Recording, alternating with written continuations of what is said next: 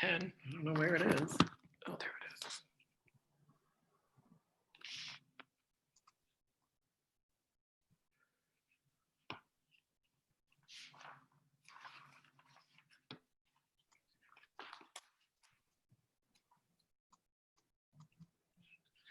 All right.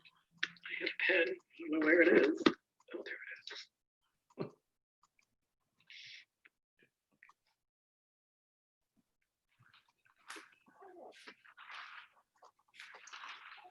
All right, everyone on YouTube, we're waiting to visit with Jessica Lebos. We started a little early because sometimes it takes a while for us to hook on. So, yeah, looks like it's working. Perfect.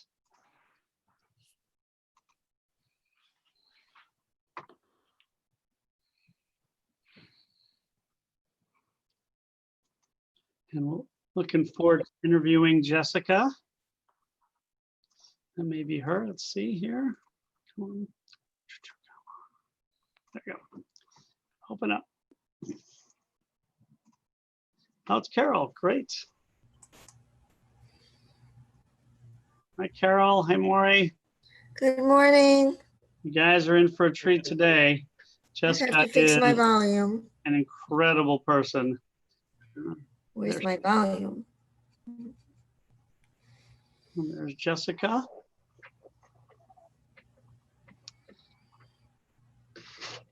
Drink some.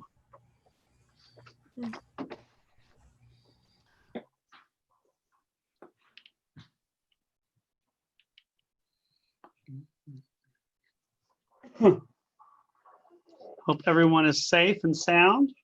Does anyone know how I can fix my volume? I can't hear. Do you want to hear it more? I can't, I don't know how to fix Go it. to the, can you hear, you can't hear, can you hear me at all? No, very low. Go to the right corner and you'll see a little thing that looks like a volume, like a speaker thing, a noise thing. No, mine just says right. leave. I'm going to go out and sign on again. Okay. Hello, Jeff. Hello, everybody. Jessica, how you doing? Can everybody hear me? We can hear you. Great. Maybe a little, maybe make yourself a little louder if possible. Okay. There we go. How about that? All right. And we're waiting. We had one person who came on just a second ago, but it wasn't working well, so we're coming back.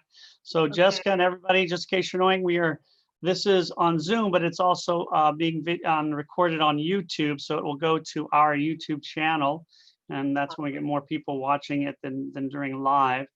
And so I'm going to wait for a minute or two more for Carol to get back on, and then I'll introduce you to Savannah legend, Tim Slavinsky, everybody. Yes. Oh. Yes. Let's see if Carol can get back on. I don't know that I'm a legend, but I'm here. You're A present. legend, Jim, in your own mind. Yeah. In my own mind, I am a legend, but that's about as far as it goes. No, it I'm goes further. infamous in my own mind. Okay. Can everybody see me? We can hear you, but if you could do it a little louder, that'd be. We can hear you a little loud. Can you see me? Cannot No. see you at all. Let me see. Okay. I don't know what is going on here.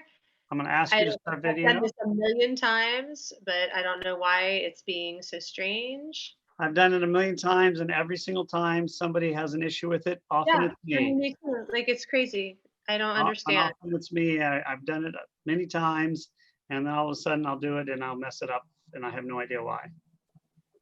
And Jeff, I don't know if you're intentionally off camera. No, I'm not. I'm trying. You're not you, Jessica. Jeffrey, Kath. Oh, okay. I simply don't understand what the problem is. I'm so sorry. It No should be. I'm looking at it. It should be fine. I don't get it. I've downloaded Zoom 10,000 times. Start my video. Well, you want to try and sign up again? Why don't I try? I'll try again. Okay. Sorry, guys. No worries. Carol, can you hear us now? You're on mute. But Jessica just was on, and she was also having issues, so she has gone off and she's going to come back on. And for those of you who are wondering, Jeff, I got a call from Flossie, who made the suggestion to interview Billy Hester. He'll be on next week. Oh, good. And I'll give you some ideas of who's coming up soon. I mean, let's see. Why don't you go to, maybe if you go to video at the bottom where it says stop video, It says stop video. or Okay. it says start video. I mean, I'm looking into my camera. This has not been a problem before. I don't understand. Look at the left where it says video. It'll say start video. Mm-hmm. Start there. That may have the issue. May have. Yeah, it says FaceTime HD camera built in. I mean, it's the computer I've been using all of this time. Is it maybe see if there's another camera another way of doing it. If not, we'll just do it without the. Well, that's no fun. It is fun with you. Everything is fun. Sheesh. This is crazy. Very frustrating. You want to try on your phone, or is this on your phone? No, this is on my computer. I can try it on my phone. Get it? Let's see. And while you're doing that, I'll introduce you to everybody. This is Jeff and Carol and Maury and Tim. Hello, everyone. We have a Oh, Hello, small Jessica. Tuesday class and a big Wednesday class. And but since now everything we're starting to put on YouTube, I think the interview thing is great. We interviewed Tom Kohler last week, Oh, awesome. and he had trouble with his audio, so which is funny. There I saw. There you are. Oh, hello. All right, let There you me. are. There she is. So we had trouble with Tom's audio last week. So it's always okay. So we're going to go ahead and begin. And I'm going to do a brief introduction. If you go online and you search Jessica Lebos, you're going to find an incredible array of things. I found my personal favorite, which was, I forget exactly where it came from. It says, for years, locals flipped open Connect Savannah in search of the wisecracking words of Jessica Lee Lebos. Though she filed her last civil society column in February, the wit and wisdom of the former community editor can now be held in paperback form. Oh, this is from, I think, when you had your book signing. Lebos will read from fresh copies of Savannah Sideways, a collection of observations this Thursday at the Book Lady bookstore. So for those of you who don't know, Jessica Lebos is what we would call a Savannah legend. I like to refer always to Midnight in the Garden of Good and Evil, which kind of put Savannah on the map as a place where there are interesting characters and that people can become legends in our area, and she's one of them. She's the 2017 winner of the first prize for humor from the National Society of Newspapers. She worked for Connect Savannah. She left her job there, and she is at Yoyenta and Savannah Sideways, which of course is the book she just wrote 2 years ago. And she is from Arizona. She married Mark Lebos, who is a native of Savannah, and she has two beautiful children, one in college and one in high school, Abraham and Liberty. So everybody, welcome to Jessica Lebos. Hello, Jessica. Ask her to unmute. Jessica, I think you're still on mute, sorry. Okay, great. So great. There we go. Jessica, the purpose of this interview process is just to meet people who've had an effect on Savannah and in some ways the Jewish community of Savannah. And of course, obviously you've had an effect on us and far beyond. If you don't know, and by the way, I'll just mention before I forget, I'm sure if people want to order books or they buy books and you drop it off at the synagogue, I'll drop it off and I hope you'll be happy to sign it for everybody. Absolutely. So Jessica, would you tell us a little bit of where you grew up and a little bit about your life growing up? Of course, your mom is an author as well. And what brought you to Savannah? Well, I actually grew up in Arizona and, spent my formative years, went to the University of Arizona, graduated with a degree in creative writing because I just couldn't figure out what else to do just to get myself out of there. I must have majored in 20 different other things. And I figured, well, I know I can BS my way out with a degree if I could just, creative writing. How hard can that be? But it actually wasn't that easy. But I did finally make it out. And after a little more, nattering around, I shaved my head and moved into a Volkswagen bus and was going to drive to Alaska. And my Jewish parents were, wanting to encourage my independence, yet this made them very, very nervous. But they, this was before cell phones and like GPS or anything. But they wished me well, and I packed myself away into my van, and I kind of meandered up the California coast, visiting friends in different places that I'd wanted to see. And I drove through San Francisco and kind of hung around there for a little while. And I was trying to get to Alaska, but it broke down right north of San Francisco in the Bay Area. So that was where I met Mark Lebos. And we were actually just telling this story the other night, because when we met, I there were no sparks there. I was like, and then, but when we figured out, I figured out, he was Jewish, and I was like, but I thought you said you were from Georgia. And he's like, yeah, there's Jews in the South. I mean, I had no idea. I really thought like that, my own like Ashkenazic centric upbringing. I mean, I really thought all Jews were immigrants, and like, I'm a second generation, American, and my grandmother was born in Poland and narrowly escaped the Holocaust. And I mean, that was the Jewish story that I grew up with. And I knew about Israel, but I did not know about Jews in the American South since the 1600s and 1700s. So that sort of kind of piqued my interest in him. And then we sort of took it from there.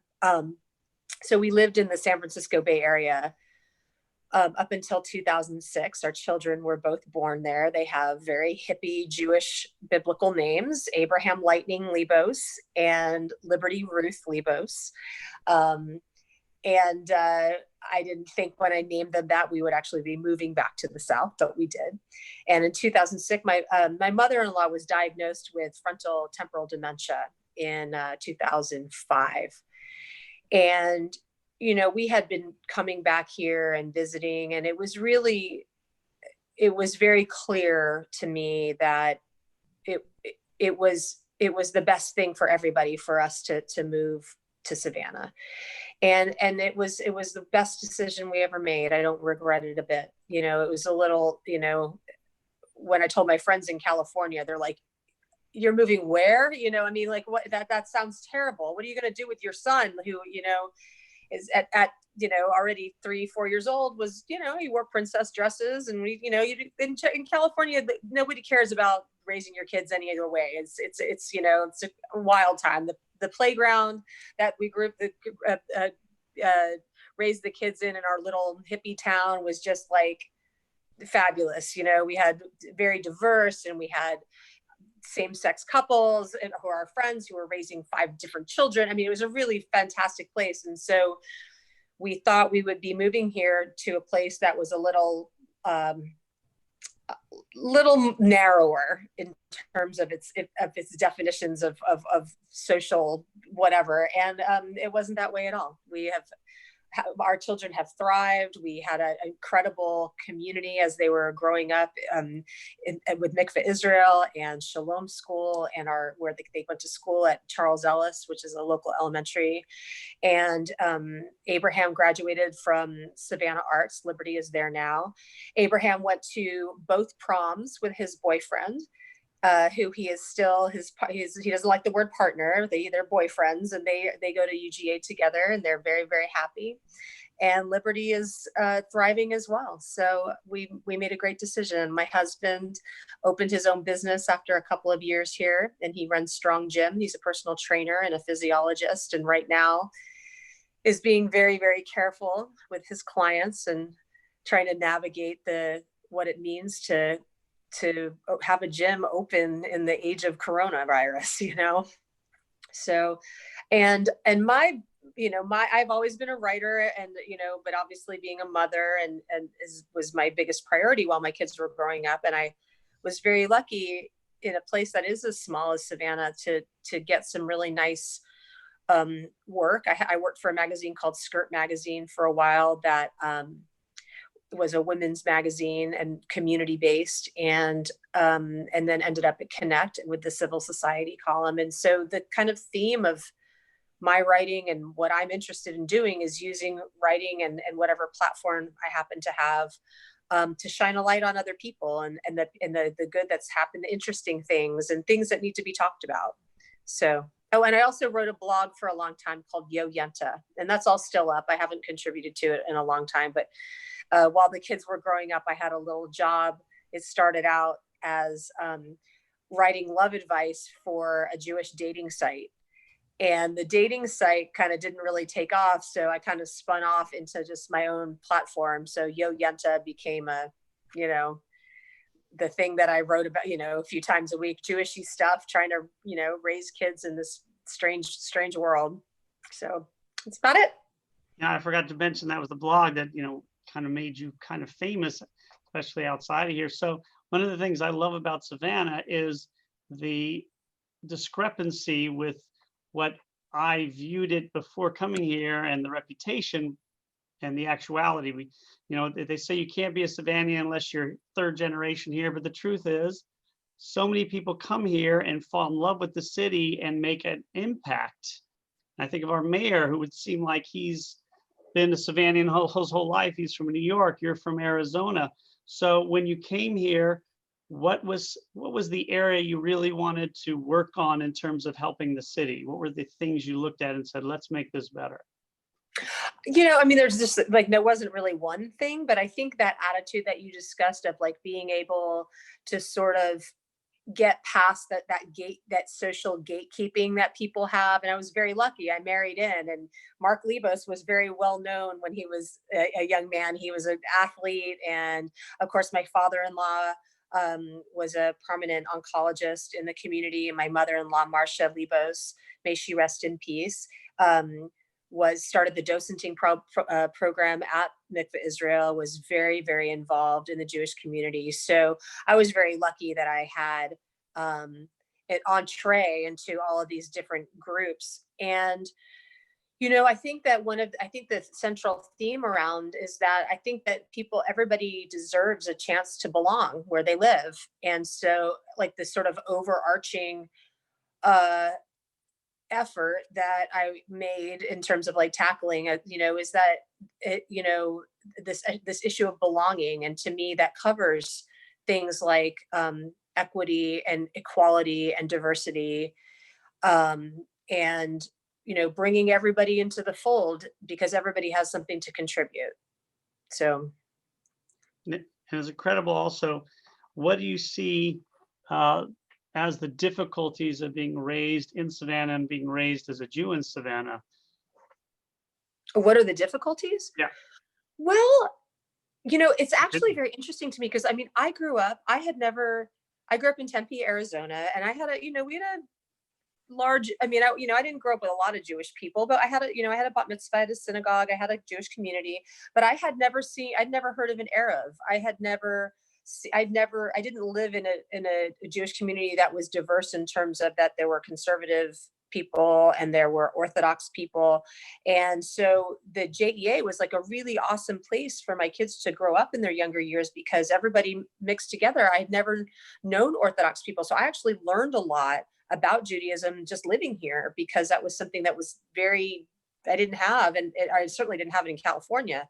So that was really interesting. And, I guess the difficulties of growing up Jewish in Savannah are, I guess the difficulties of growing up Jewish anywhere. We're Jews, we're used to difficulties, but I will say that there's a very rich experience here that is unique. There's so much pride that we have in our family that we are part of Mikveh Israel, this third oldest congregation in the country. When I tell people that this is where I live and this is who my Jewish community is, their minds are blown because again, I go back to Arizona and I talk to friends and they're like, there are Jews in the South. There's still people who are still learning that, this is about American history. And the more I learn about Jewish history in the South, the more I learn about American history. Interesting stuff.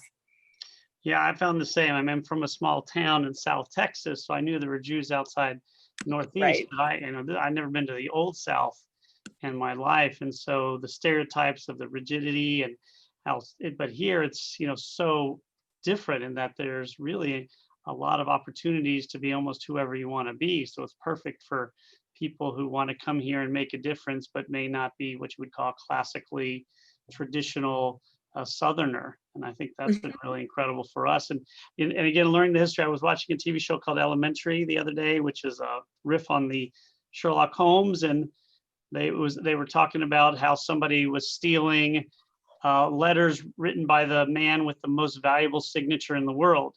And right away I said, well, that's Button Gwinnett. That's from our area. And certainly it was Button Gwinnett.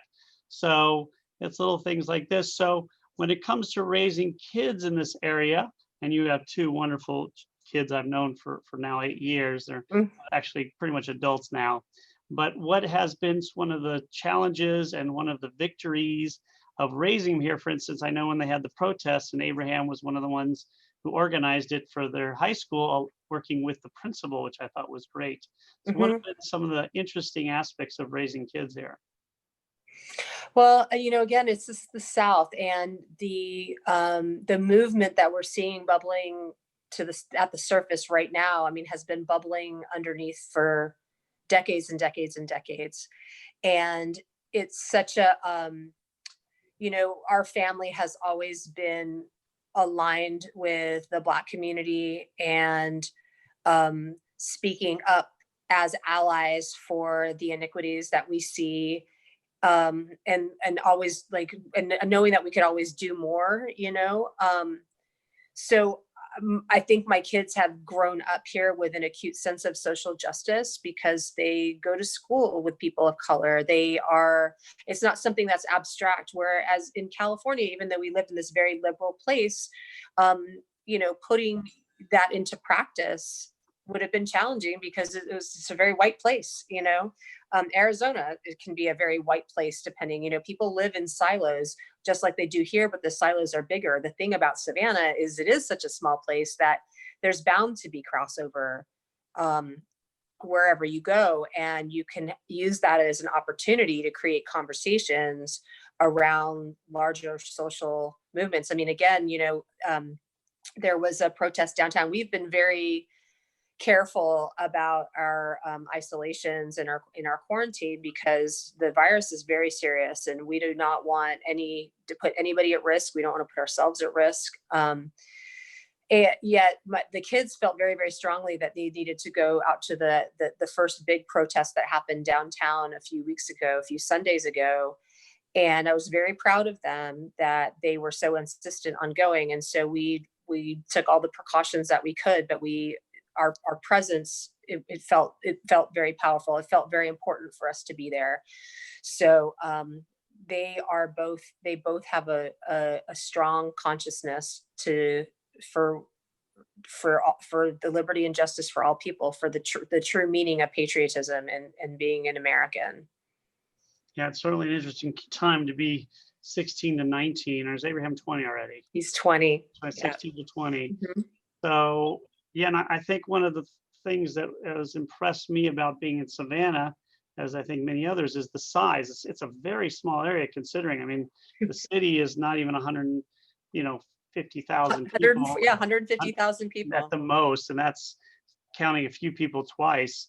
And the county is like 270. And so it's a small area for a county, but yet it's very diverse and it's very international in its own way, but it also affords people coming here the opportunity to really get involved and to really make a difference quickly. I know if you join organizations or houses of worship, you can get on the board and be a leader almost immediately. And so it really welcomes people. And even though there's a lot of issues we face, you don't see a lot of the antagonism or the violence in other places, and we still have the issues. But it's a little bit more, which is, it's better sometimes, but sometimes it's worse because we don't deal with the issues. So, well, yeah, there's a little bit of passive aggressive that happens in the South. Well, bless your heart, and again, it's wonderful that we don't have this tremendous kind of violence and like the like physical violence against people and property that we've seen in other places. But I think you're right. There's something of a like, well, it's just not polite to talk about these things. Well, we have to talk about these things in order to solve them. We have to bring them to light. So it's kind of a double-edged type of thing. So maybe we don't, we still need to be nice and we still need to be civil, but we need to be a little braver in our conversations. And I think that is the balance they're trying to find right now. How can you be Mhm. braver and talk loudly without resulting to violence? And that's something we're going to be working on. And I'm very proud, as you said, of our city, because we had a major protest with thousands and thousands of people, and there was really no violence at all. So that was really quite a coup for us. So when it came to working for Connect, and after this, I'll open up for some questions from everybody else. So for those of you who don't know, maybe you could explain, we have a few people here from South Carolina, so they may not know. So you started working for a magazine. So what was the reason for working in the magazine, and what did you do for them? And we know you're a writer, but could you be more specific? Because of course, most of us. Well, actually, what Connect is an alternative news weekly. They're all over the country. Unfortunately, print journalism all over the place has been failing for some time. But there are a few kind of these weekly papers that communities have, and are sort of alternatives to the daily paper, and they're usually more liberal bent, and they're more fun, and they cover arts and music. And they were looking for a community editor. That's how I started my career, is when my van broke down in California. I ended up getting a job at the News Weekly at the Alt Weekly in Marin County. And so basically, I came full circle with the job at Connect, is that I had the exact same job that I did, when I was in my 20s. Now, same pay too. It's not a very lucrative industry, but it was an opportunity to really to cover the stories in the community that I wanted. And I had already built up such a great social network from being here and the other jobs that I'd had, that I was able to really cast a very wide net around the county and tell stories that are, from all different walks of life. So, I mean, it would just go from the arts to politics to social justice to the environment, to people do so many different things. And so it was really great, and again, the reason I became a writer is because it's not so much I love to write, it's just that I wanted to go and meet interesting people and go to cool places and not have to pay for it. So, as I have an excuse, flash my press card and be like, excuse me, can I ask you a few questions? I mean, that's, Mayenta, I'm nosy. So You may want to explain what a yenta is, because some people may not know that. Well, I mean, a yenta, it's a matchmaker technically, but I mean, I think it's just a nosy person who wants to get in your business and find out what's going on, And ostensibly to help, but right. And it's great, because I know from, I see a lot of people from a wide range of viewpoints, and you're so well liked and so popular and beloved, even though a lot of people who love you have very different views than you. So you've been able to really, work both sides and saying, this is my view, but I'm still a good person. And if you don't agree with me, that's okay. But this is really what I think we need to work on. And that was that difficult at first, coming to a place that you really tried to help awaken the inner needs to improve? It's funny, I actually never got all that much pushback from things. I really have always done my best to be very fair and give people a fair shake. And I'm not somebody who's really interested in arguing with people, or, so I don't know. I mean, I didn't find it so difficult. I mean, I think, I'm always far more interested on the things that bring people together. So, I'm definitely opinionated about a lot of stuff, but I mean, I think that, and now, I haven't, because I don't have that platform anymore, I don't put out my opinions so much. So I don't, as things have gotten really heated up and so much more polarized and so much more divisive, I can't speak to that right now because I've definitely culled my Facebook page of people who are who I find offensive. So Well, I think that's a great way of putting it, is that, you came out, you gave your opinion, but it shows that you don't have to be a shock jock to get your opinion out. yeah, Even if it's there, you can get your opinion out, be very strongly opinionated, and yet not offend everybody on the other side. right. And I think that's your strength. And what are some things that you have seen improved in our area? And what are some things that you think need to still be improved? Okay, so I think that like we have a lot of really great public conversations now about social equity and actually doing that work, like, not just tisking and saying ain't that a shame, but people are doing the work. People come together every day in Savannah to help their neighbors in ways that are really important. We've gotten our voter turnout this last election, even locally, was like really far more robust. People care about whether, even if they're not feeling the same way, but they care about the city and they care about what's going to happen. I think there's a long way to go. First of all, we have, whether you're whatever walk of life you come from, we have a lot of outside influences that are a lot that are have far more power than we do, unfortunately, as citizens here. I wrote a lot about the deepening of the port when I was working at Connect, and the Savannah Morning News touted and is in the state tout the port, the deepening of the port as this fantastic project, and it maybe will be economically for the state, but for the city of Savannah, we get the shaft for that. We are on the hook for any of the environmental issues that happen. It's already been proven that the deepening is going to add salt to our drinking water, and there's the mitigation that's been built into this project is just it's not going to do the task of keeping us with clean drinking water. We don't get any direct income from the deepening of that harbor. So when you see these numbers that for every $1 invested in this project, we're going to get $5 back, none of that goes to the city of Savannah. So I'd like to see our leadership stand up to the port, which is a state entity, which again has far more influence over our city than the citizens do.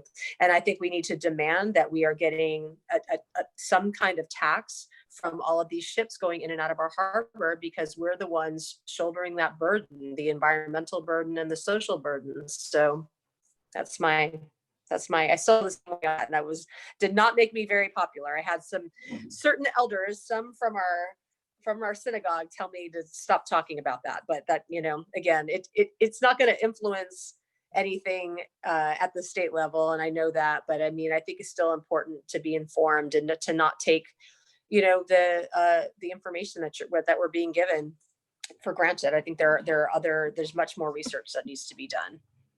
So and I think that's a great point, that we need to have both sides of the equation.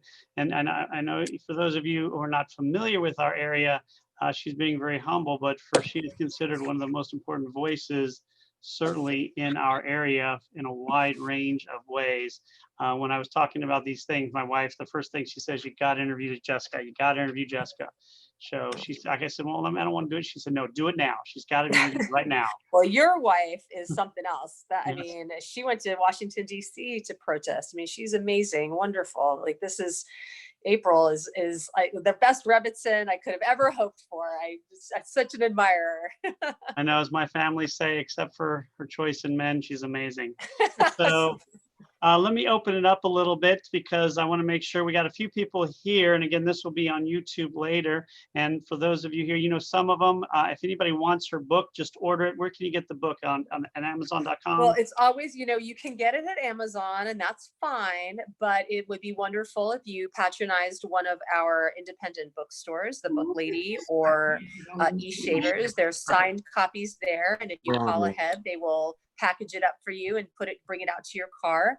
And I believe there are actually a couple, I know the gift shop isn't open at the synagogue, but there are a few copies available there, as well as copies of my mother's books. And my mother is an author as well, and writes about she writes historic fiction about Sephardic Jewry, which is interesting because we're not Sephardic, but she passed on her obsession to me. I am so interested in, again, I told you I grew up with this very Ashkenazic centric story about Judaism, and learning about all of the different places that Jews went after the diaspora and the rich cultures that have sadly been mostly lost is just fascinating to me. So her books are great. Yeah, and we had her speak here too. And if you've heard her speak, you know where Jessica gets her amazing personality from. She was really amazing. So I was thinking, if anybody wants to order a book from us or from eShaver, drop it off, and then I'll bring it to Jessica, and I'm sure she'd be happy to give you a personal signature as well. So does anybody have any questions, by the way? Just raise your hands. I put everybody on mute so I wouldn't have all this. Jeff, did you have a question? Okay, I think Jeff, you're on mute. There you go. Okay, I really didn't have a question. Oh, I thought your hand was up.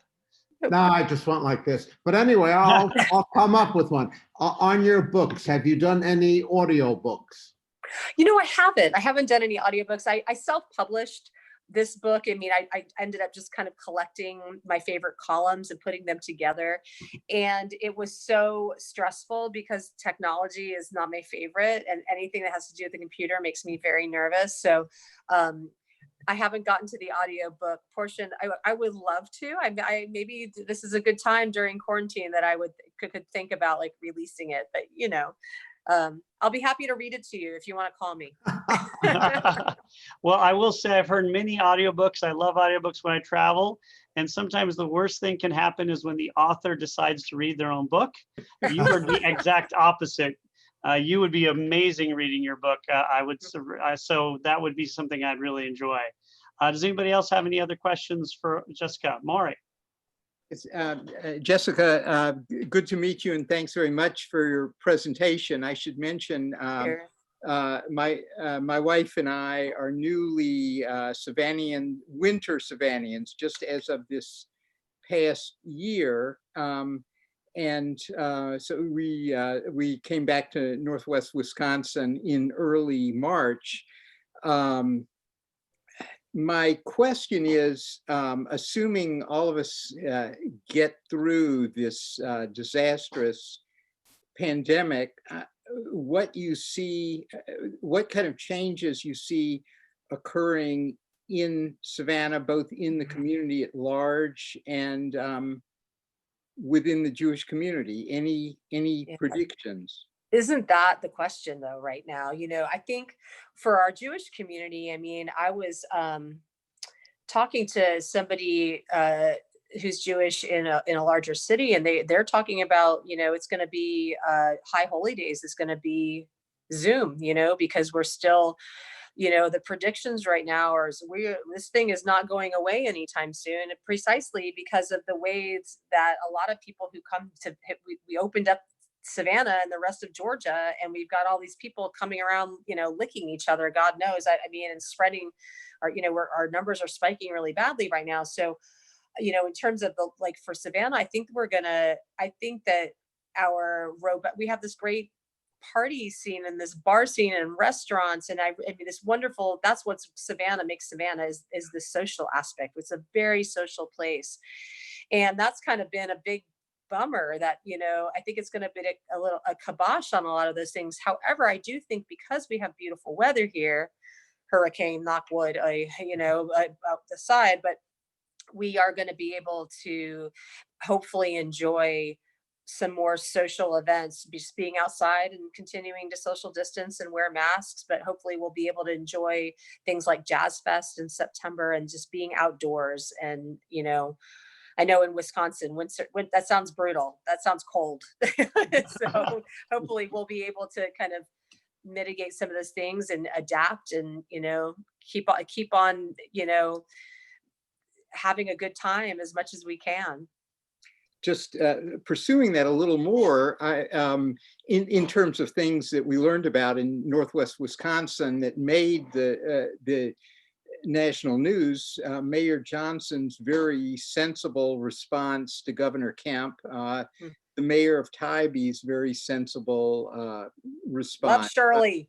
So I'm impressed by that, but just from having spent 2 great months in Savannah, it is hard to imagine a socially distanced Savannah. Yeah, we're touchers, aren't we? We like to hug each other. I know it's been really difficult. We've been, and my family, we're very social people. We love to be out. We love being part of this wonderful, loose group of, acquaintances. I mean, so many people, you can say hello to so many people and know so many people. They've never been in my house. And you just see people around, and it's hard.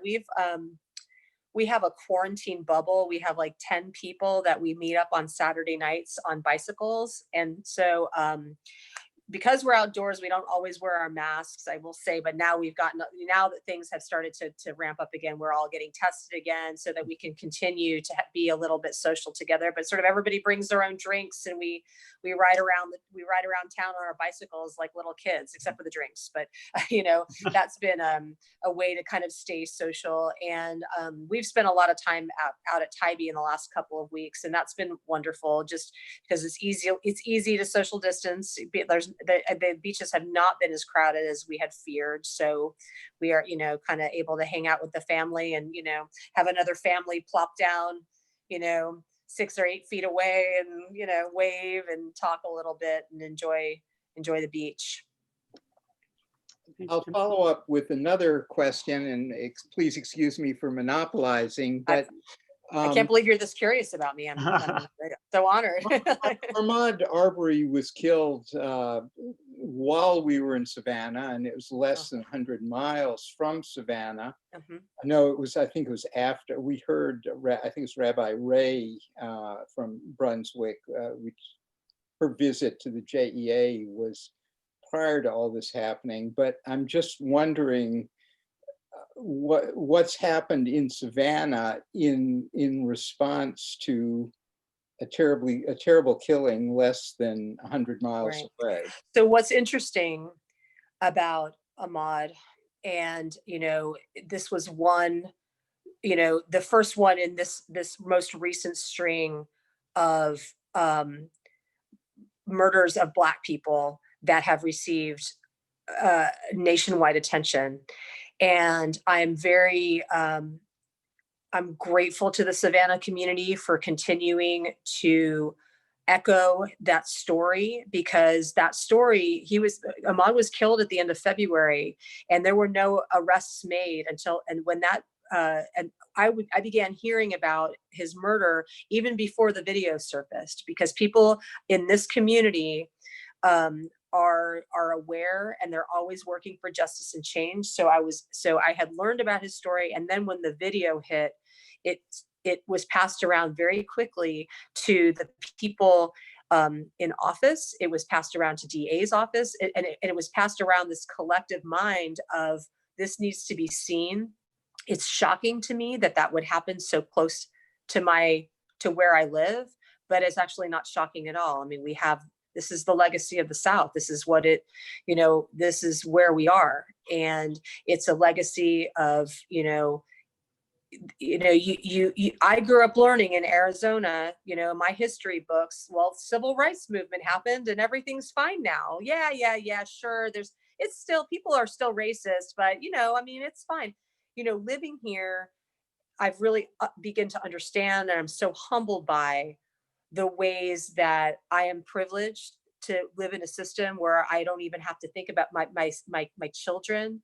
And again, even being Jewish, my son is gay. Like, these things are like, we consider these to be minorities, and we consider them to be vulnerabilities, but there is nothing more dangerous than being a Black man in America, and being a Black man in the South, where these kinds of behaviors and these kinds of murders have been swept under the rug by the people who are supposed to be protecting and serving. So, and George Floyd's murder was at the hands of police. And we're talking a lot right now about you know, reallocating funds for police and demilitarizing the police. But, you know, with Ahmaud's murder, he was killed by people in his own community who knew who he was. And it was with the complicity of the police department and the district attorney's office that those men would have gotten away with it if that video hadn't surfaced. And so that's it. It's, on one hand, I am so glad and passionate for the fast change that is happening, but I also know, I'm old enough to know that this is a race and a fight that has been going on for a long, long time. And we have to continue. We can't look away. We can't think, okay, I ran with Ahmaud today, or, you know, I put my black fist up on my Facebook page. I mean, we need to continue to, we need to call our senators, especially in Georgia. Oh my God, they passed a hate, you know, the Georgia Assembly passed a hate bill today that is absolute garbage. It ends up protecting the people who would do wrong. I mean, it's awful. It, you know, protects Confederate monuments. I mean, it's silly. They've written things into it that are nonsense. So there's all this trickery that happens on this political level. We owe it to ourselves to stay informed.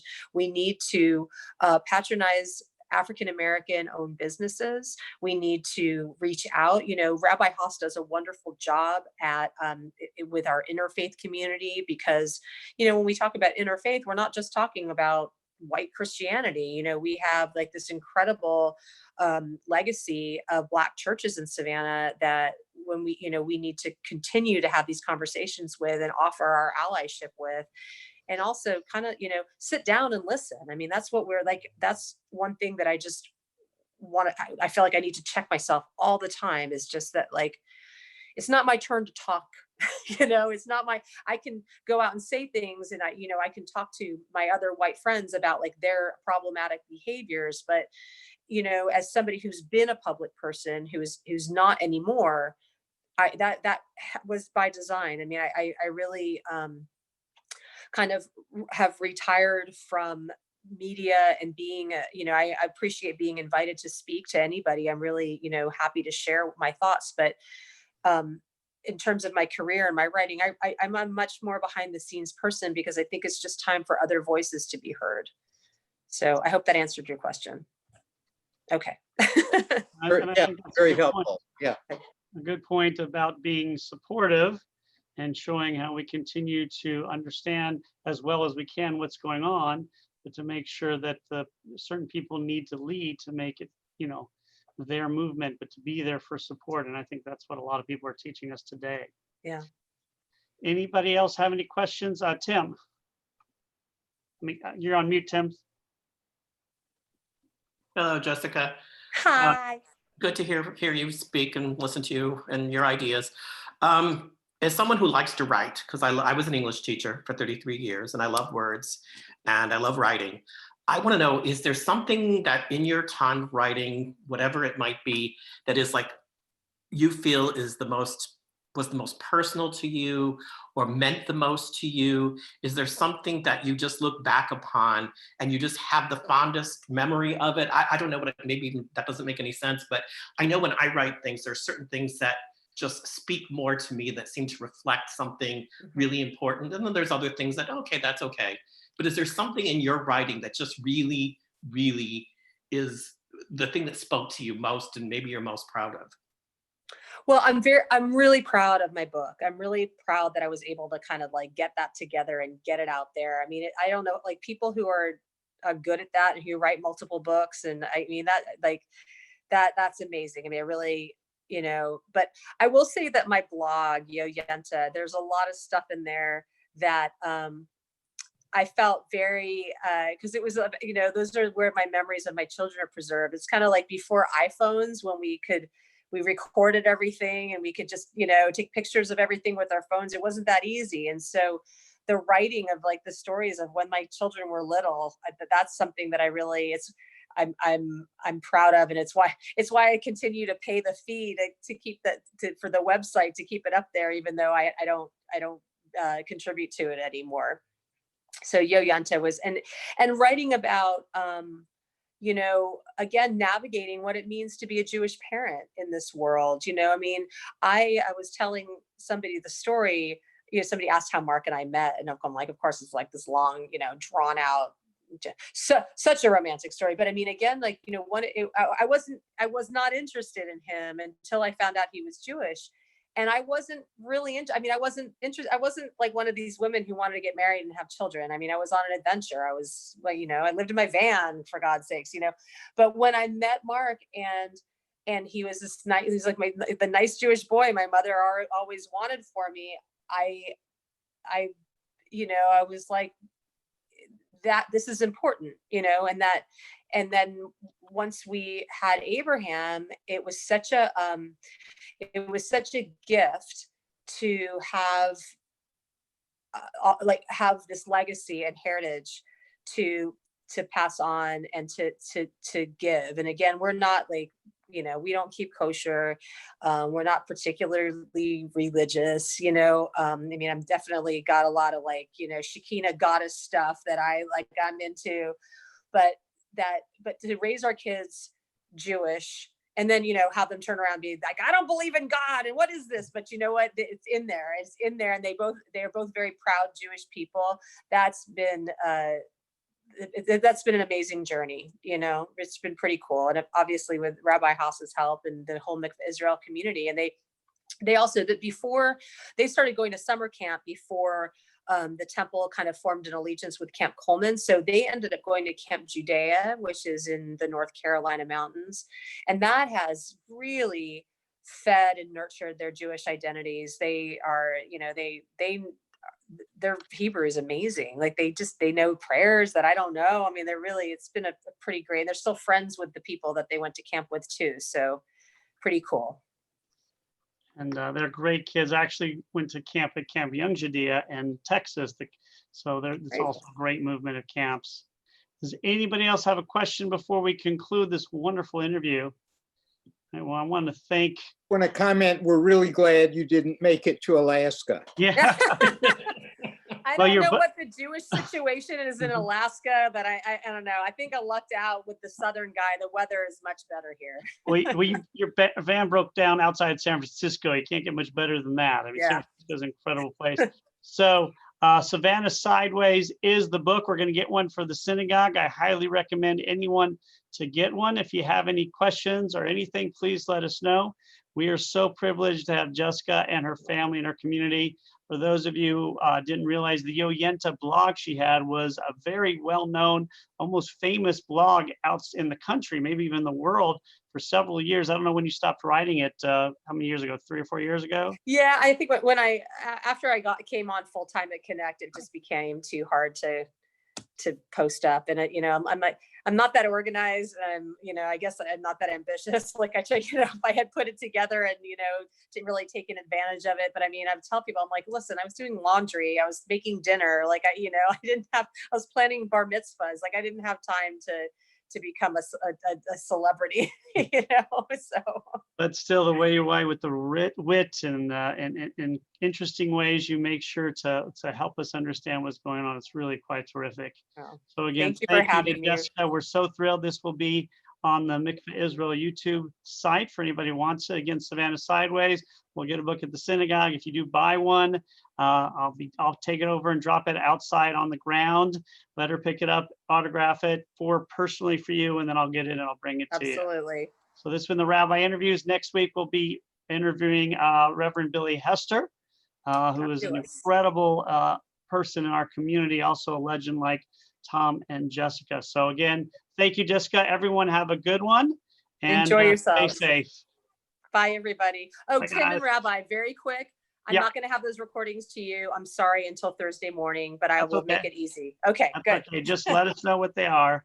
That's a whole different thing that has to do with services. No worries. Yeah. Okay. It's at 11 o'clock on Saturday morning, and you should watch. Okay. Stay safe, everybody. Bye, everybody.